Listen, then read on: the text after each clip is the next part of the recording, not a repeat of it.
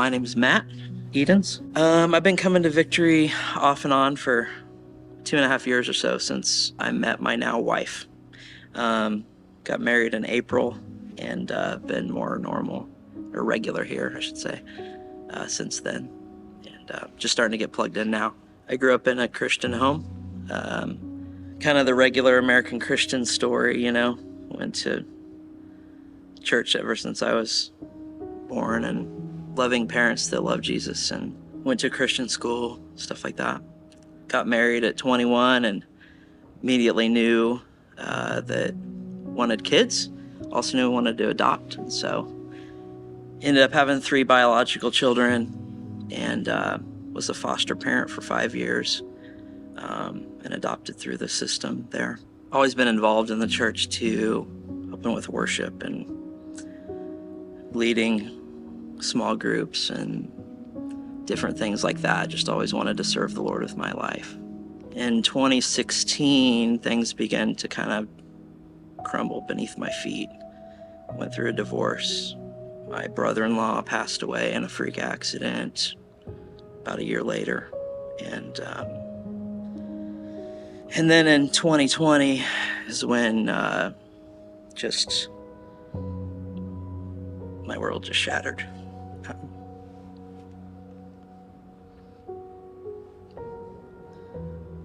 I picked my daughter and son up from their mom's house and needed to go grocery shopping, and my daughter did not want to go at all. She was 13, you know, kind of in a sassy mood, you know, as is the case sometimes with that age.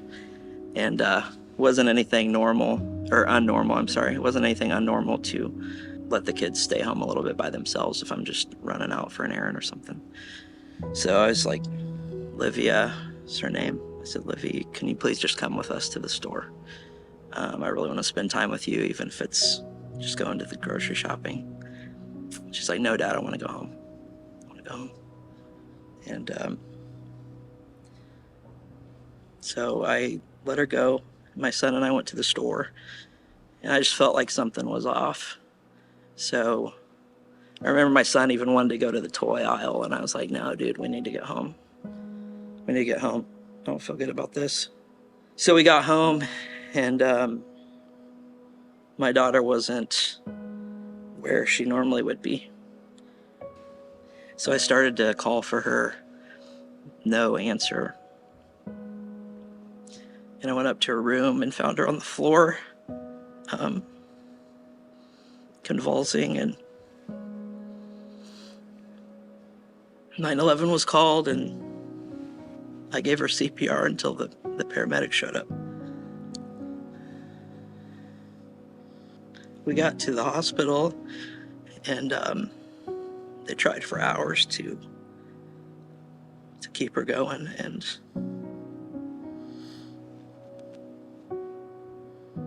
I watched my daughter die that day.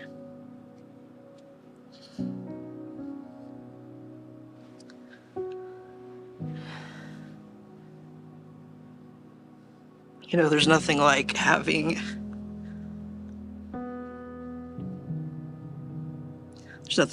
something or someone that you love more than anything just like taken from you in an instant. And today it's still so surreal. It was October 5th, just a few weeks out from the 4-year anniversary of it, and I miss her every moment of every day.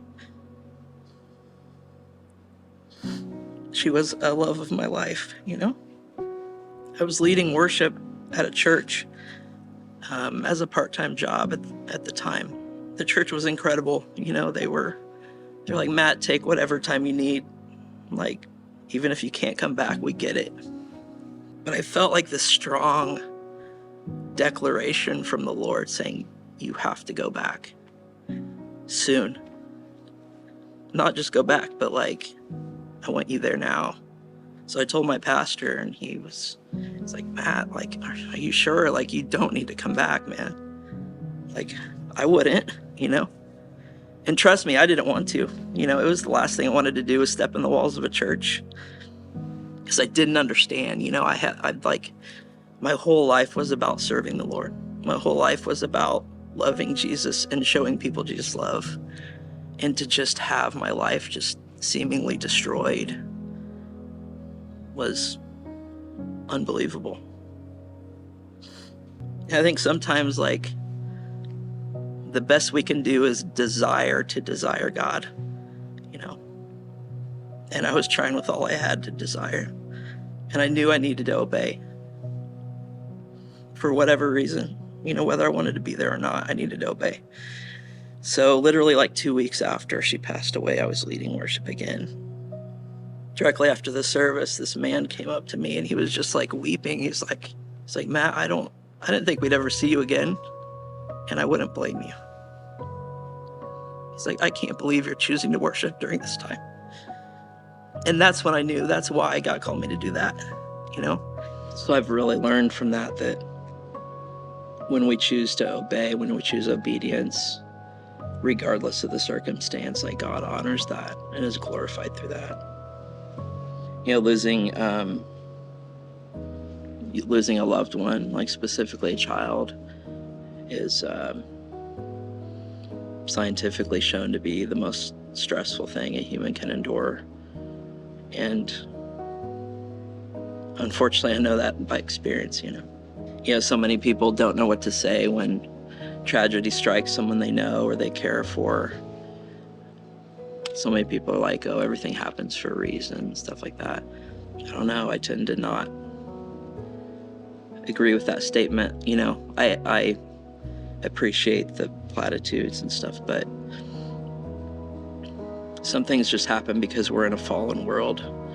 We're in a broken world, and the Bible even talks about all of creation is moaning for the release from sin. Some things just happen because that's the world we're in, But I know that God's not the author of it, So I honestly don't know where I'd be if I thought otherwise. One of the most beautiful names of Jesus is the Prince of Peace. And I have had to really lean into that and being the Prince of Peace, because I don't know where I'd be without him. I don't know how people that don't have him do it, survive this type of stuff. And knowing that my precious daughter is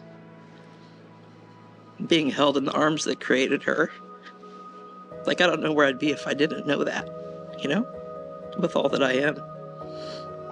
So much of my journey has been desiring to desire God, but realizing through this all his goodness has been incredible, Choosing to worship regardless of the pain has brought so much healing to me. And that's what I'd encourage anybody that goes through circumstances like this, is just to choose to worship, Choose to worship through it, because God will use that. He'll bring peace, bring comfort and grace through that.